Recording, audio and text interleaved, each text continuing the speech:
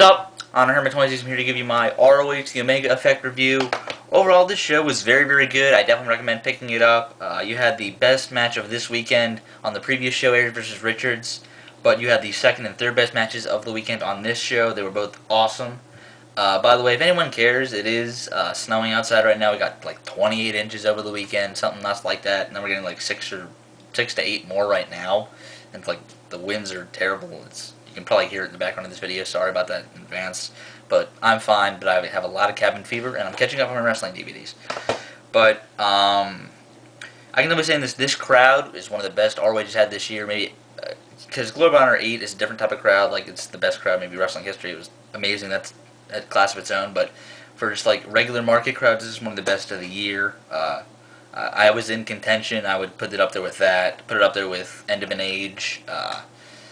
Maybe even Death Before Dishonor Night 2. That seemed like a better crowd. But the Toronto area definitely solidified themselves as definitely the number 3 market among ROH. Maybe even number 2, replacing Chicago since their numbers have been down this entire year.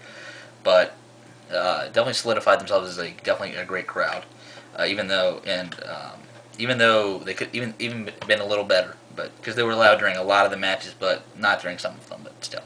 I was looking at the first match, Young Bucks versus Flatliners. This match was only okay. The Flatliners are Asylum and Burns. They're actually a pretty good tag team.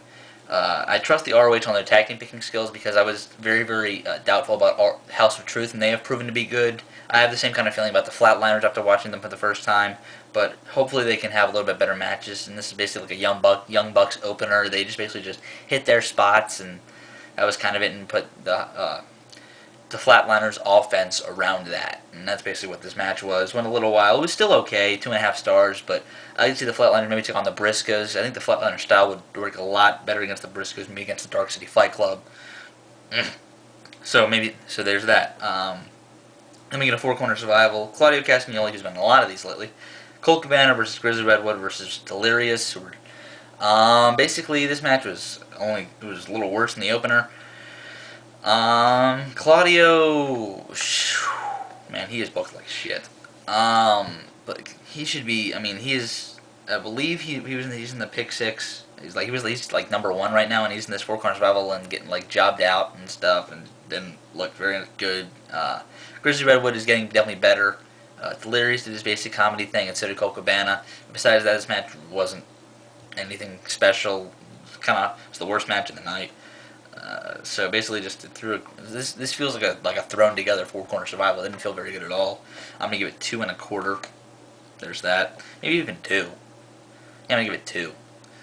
Then we got Rhett and Kenny King versus the Super Smash Brothers. This match was okay.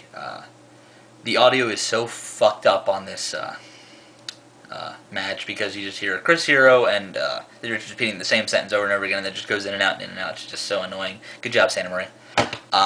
Another thing to bitch at you about. But, god damn.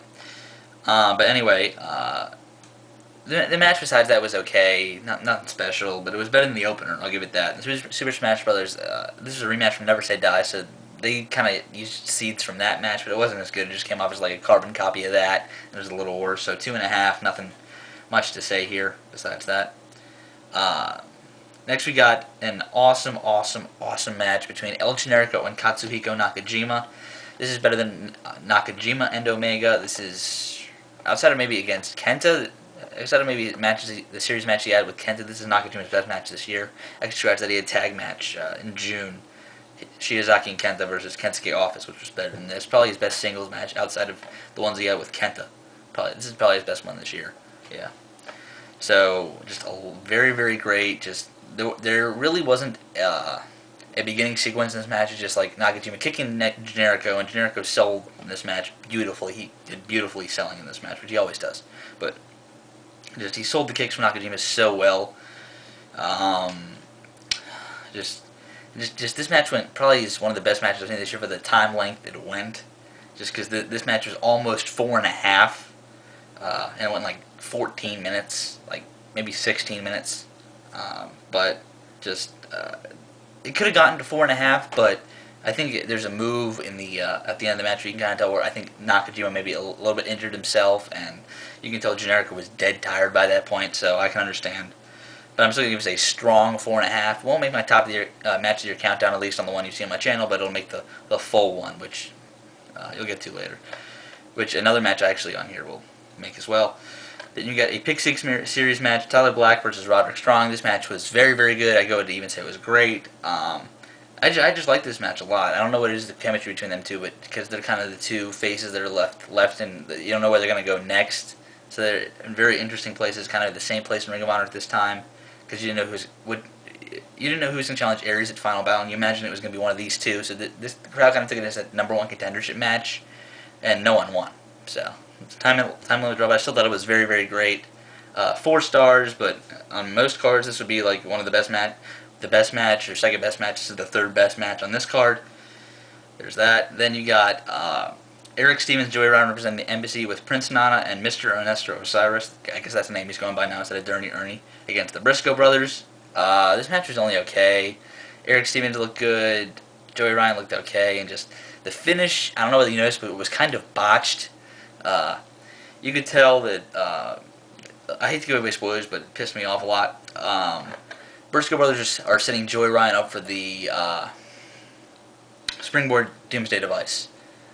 Prince Nana has distracted the referee on one side with Erick Stevens, and Dirty Ernie has ran. You can tell that the Briscoe brothers have him set, and Mark is standing there ready to go perfectly on the rope for about a good 5 seconds, and then Dirty Ernie finally runs around and stops him. It like pissed me off really, and that hurt the match. Actually, it was still better than the other 2 tag team matches on this show. So that's, I guess, a good thing, but not by that much. I'm going to give it 2 3/4, and that was a screw job ending. It just pissed me off. It should have been better, because these 2 tag teams have good chemistry, but it just pissed me off a lot. I mean, you put a new tag team over in the Embassy, but still, that pissed me off a lot. And sorry about the spoiler, but 2 3/4. Then we got a match that I think actually was only okay. I know some other people thought liked this match a lot better than I did. Chris Hero versus Kevin Steen. Kevin Steen played to the crowd a lot because of Canada, and so did Chris Hero. Because Chris Hero, a lot of people aren't going to forgive Chris Hero because of the things he's done to Lance Storm in the past. So Kevin Steen and him just wrestled and had a good match. I mean, it wasn't up there with the other matches, the 4-star matches of the night, but this was still pretty good. I mean, Kevin Steen looked like he was trying to go through the pain because he aggravated an injury in Indianapolis at Survival of the Fittest, but he's trying to battle through it a lot, I guess, here.